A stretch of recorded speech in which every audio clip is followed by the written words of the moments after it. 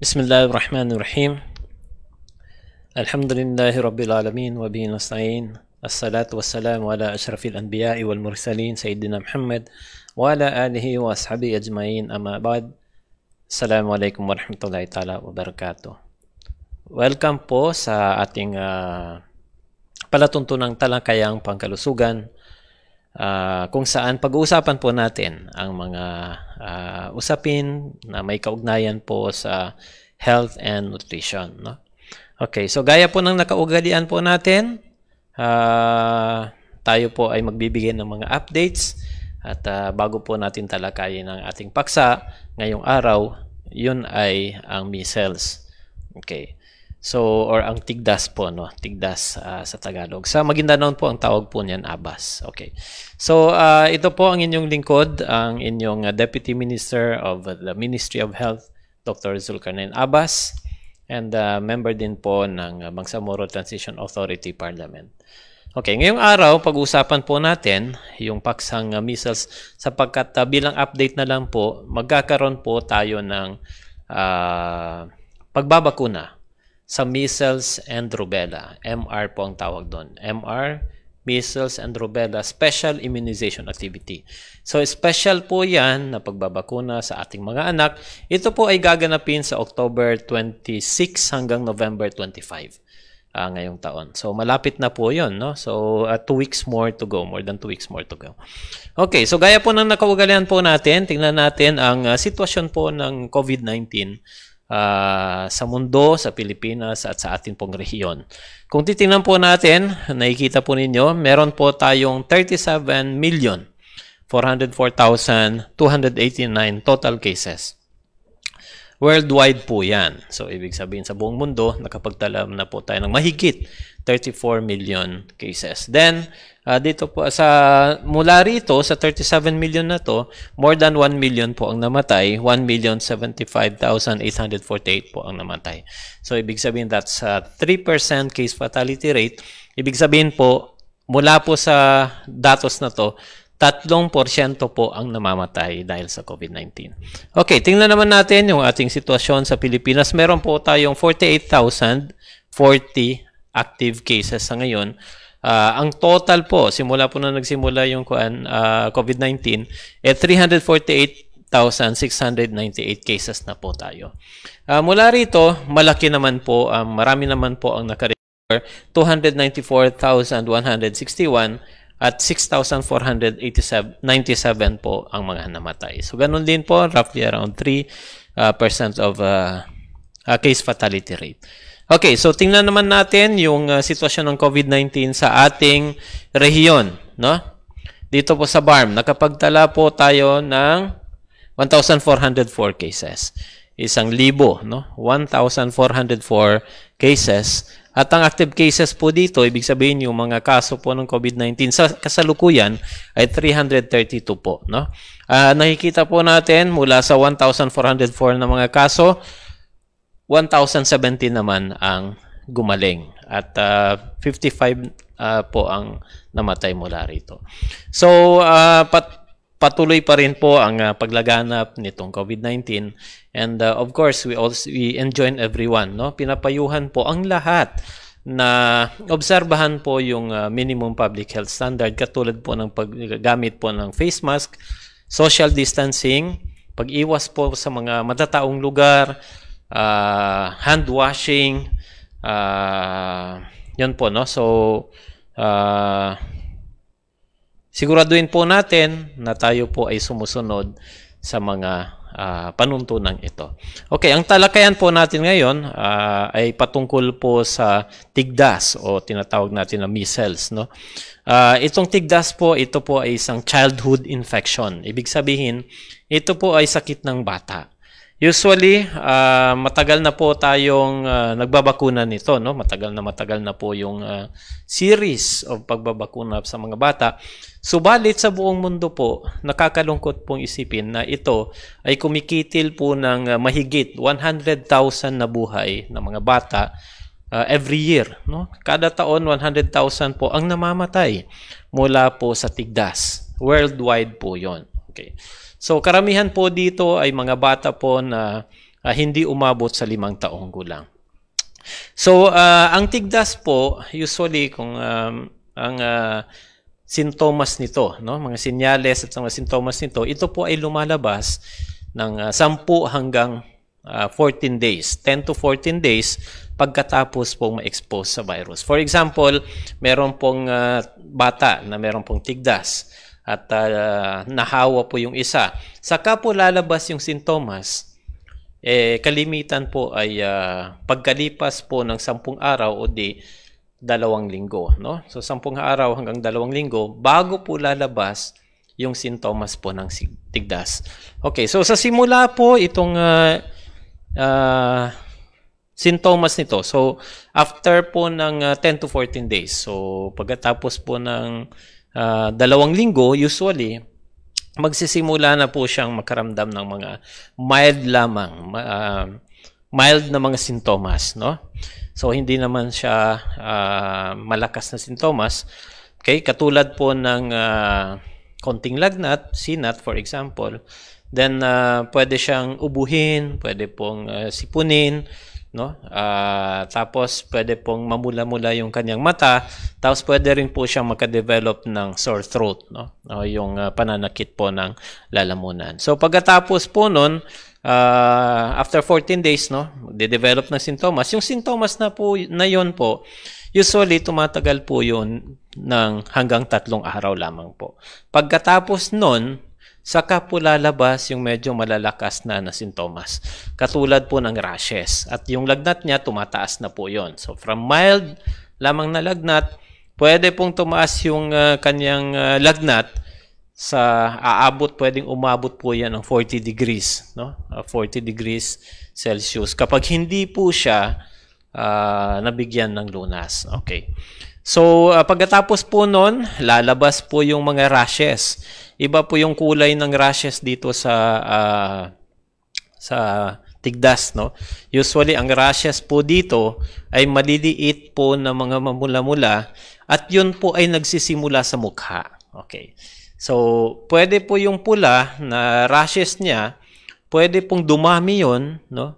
At pwede pong kumalat sa mukha. Pagkatapos po nun, kakalat po yun from mukha, yun po ay bababa dito po sa kamay, no? So, dito po sa arms, tapos dito po sa katawan, tapos sa paa, okay? Sa thighs, yan sa legs, then hanggang po sa paa. Okay. So, after ilang araw po, kapag usually kasi ang paggamot naman po nito ay hindi binibigyan ng antibiotics, no? Symptomatic lang po ang treatment natin. Ibig sabihin, kung ano yung nararamdaman ng bata, yun lang po ang bibigyan ng lunas. For example, para sa lagnat, bibigyan ng paracetamol. Okay? Kung may pneumonia, bibigyan ng antibiotic. Pero yung tigdas, mawawala po yan usually after 8 days. No? Okay. So, yun.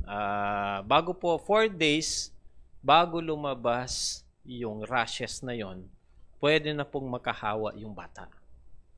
Then, 4 days, habang meron siyang rashes,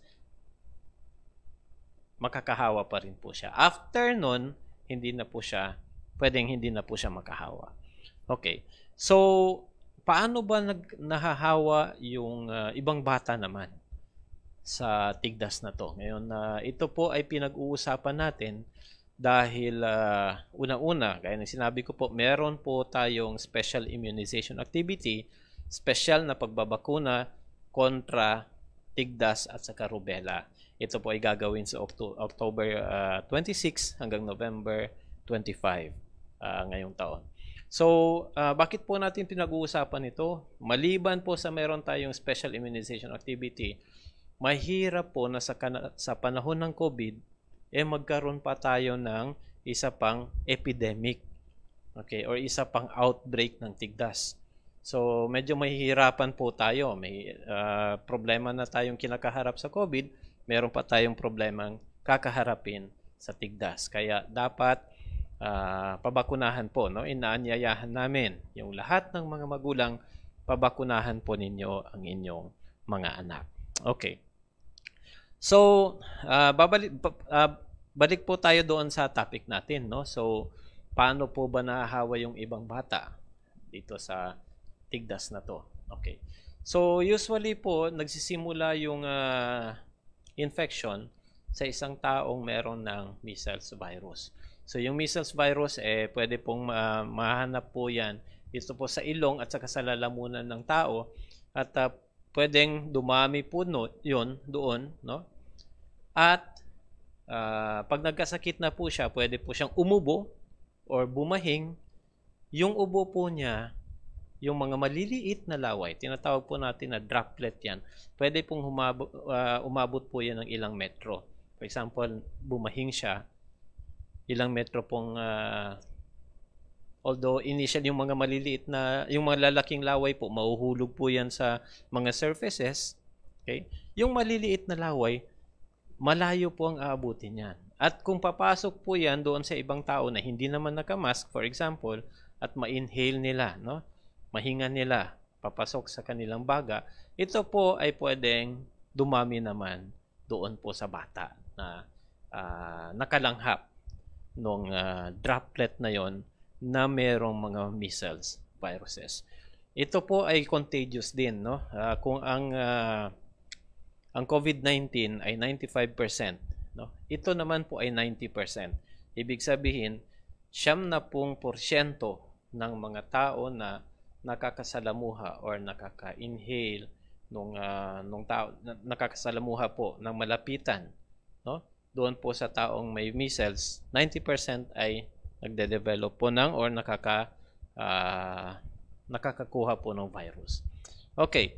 So, yung droplet na yon, maliban po sa malanghap ng bata, pwede rin po na yung droplet na yon ay mahulog po sa mga sahig, for example, or sa taas po ng kahit na anong surfaces. Sa taas ng cellphone, for example, sa mga surface ng TV, no? Sa mga upuan, no? Sa mga bangko, okay? Sa lamesa.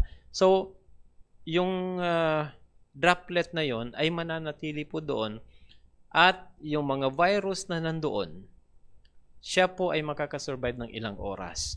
So, kapag meron pong bata na humawak po doon sa surface na yon, at alam naman po natin, yung bata talagang malikot. Pwedeng ginagalo yung mata, pwedeng ginagalo yung ilong, at saka bibig, kinakain yung... Pag siya po ay, pag ginawa niya po yon, no? Yung virus, for example, nasa kamay niya, at hinawakan niya yung mata niya, papasok po sa mata yung virus, at pwede pong dumami sa loob ng katawan. At kung hinawakan naman niya po yung kanyang ilong or yung kanyang bibig, pwede pong dumami yon sa may lalamunan or dito po sa ilong, at doon magre-replicate. Ibig sabihin, dadami po yung virus, at magkakaroon na po ng measles yung bata. Okay. So, ano po yung mga sitwasyon na magpapalagay sa isang bata sa panganib na magkaroon siya ng tigdas? So, unang-una, kapag ang bata ay hindi po nabakunahan. Okay. So, pag nabakunahan po yan, malaki ang tsansa na hindi na po siya magkakaroon ng tigdas. Pero, pag hindi siya nabakunahan, malaki po or risk factor po yun na magkaroon sa ng sakit na tigdas. Pangalawa, kapag meron siyang kakulangan sa vitamina A, vitamina A or vitamin A deficiency. So kapag kulang po yung kanyang vitamin A, hindi siya mahilig kumain ng mga gulay. For example, kasi dyan po nakukuha yung vitamin A sa mga gulay po. Green leafy vegetables. So kapag hindi siya palagyang kumakain ng gulay, malamang or pwede pong bumaba po yung vitamin A sa kanyang katawan. At yan po ay isa ding risk factor or isang sitwasyon na magbibigay ng panganib, maglalagay ng panganib sa bata na magkaroon siya ng tigdas. Okay. So, ano po ba ang komplikasyon nito, no? So kapag nagkatigdas yung bata, usually po, yan po ay sa loob po ng 7 days, pwede pong makarecover yung bata.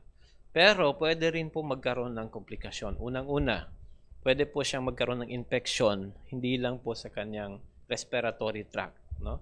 Simula sa ilong hanggang sa lalamunan hanggang sa baga, for example, no? Pwede rin po siyang magkaroon ng infection sa tenga. Okay, so yan po yung tinatawag ear infection. So yan po ay isang kalimitang komplikasyon po ng tigdas. Then pangalawa, pwede rin siyang magkaroon ng infection po sa daanan po ng hangin, katulad po ng sa mga bronchioles, sa larynx. So pwede po siya magkaroon ng bronchitis and laryngitis. Pag umabot po yung infection sa baga, pwede po siya magkaroon ng pneumonia. Okay, hindi lang po bacterial pneumonia, pwede pong dahil nagkaroon siya ng viral infection, pwedeng bumaba palalo yung kanyang resistensya, at pwede rin siya magkaroon ng bacterial na pneumonia. Okay, so dalawa na po yung magiging infection niya. Meron na siyang virus, meron pa siyang bacteria. So at this point, kailangan na pong bigyan ng antibiotic yung bata. Okay, so yan po yung pangalawang komplikasyon ng tigdas, no, pneumonia. Pangatlo is tinatawag nating encephalitis. Pwede pong umabot po sa utak, no? So kapag umabot po yun sa utak, mamamaga po yung utak, no? Kakaroon po ng inflammation, at yun po ang tinatawag nating encephalitis, at delikado po yun para sa isang bata. Then kapag alam naman po natin, no, usually sa mga buntis naman, yung sa mga buntis pwede pong magkaroon ng preterm labor.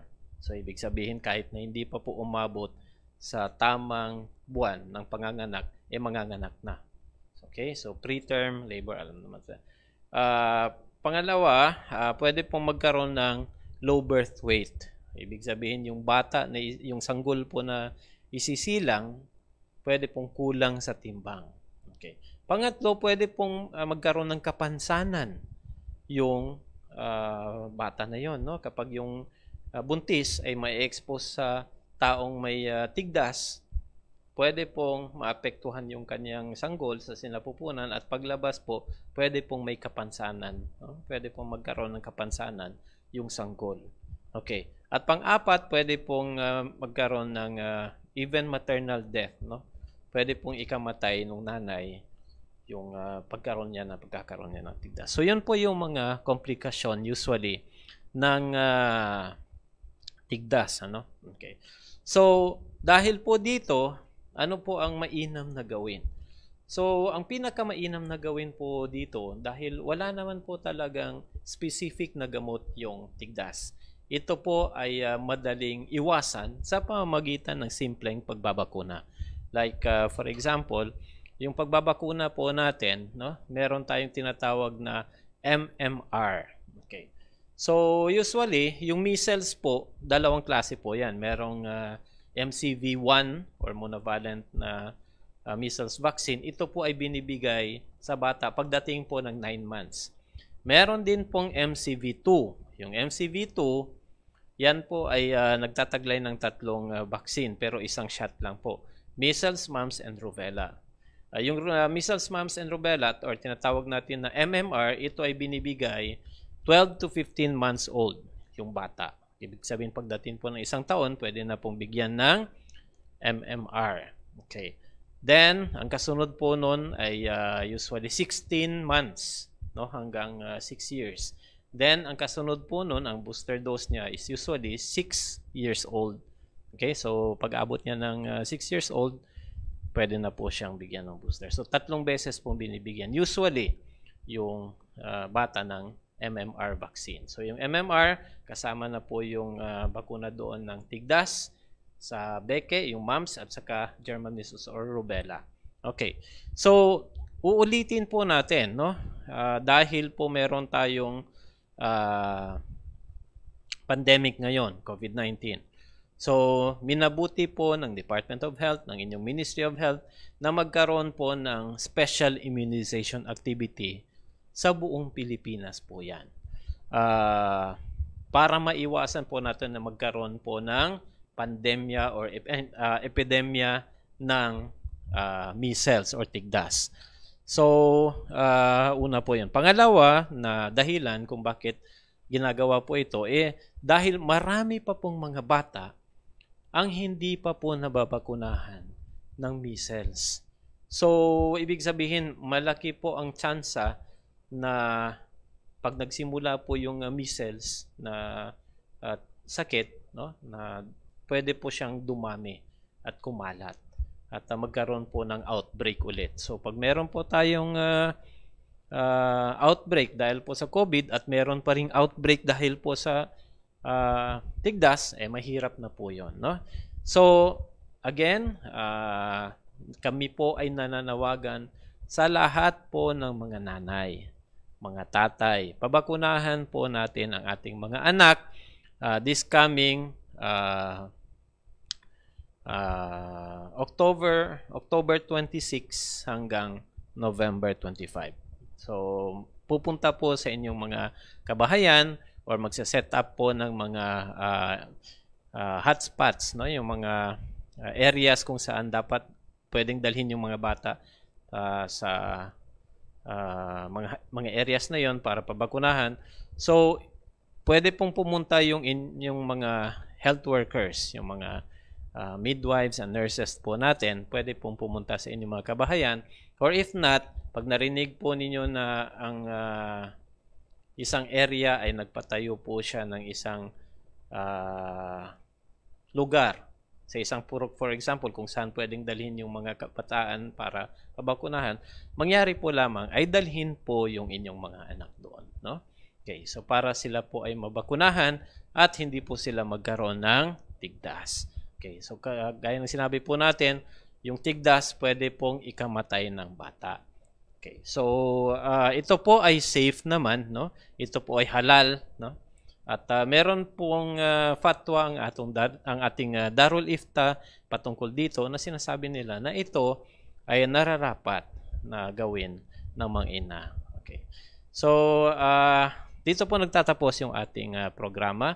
Ito po ang inyong lingkod, Dr. Zulkarnain Abbas, Deputy Minister ng Ministry of Health and membro din po ng Bangsamoro Transition Authority Parliament. Pansamantala pong nagpapaalam hanggang sa susunod na Friday, insyaAllah subhanahu wa ta'ala. Assalamualaikum warahmatullahi ta'ala wabarakatuh.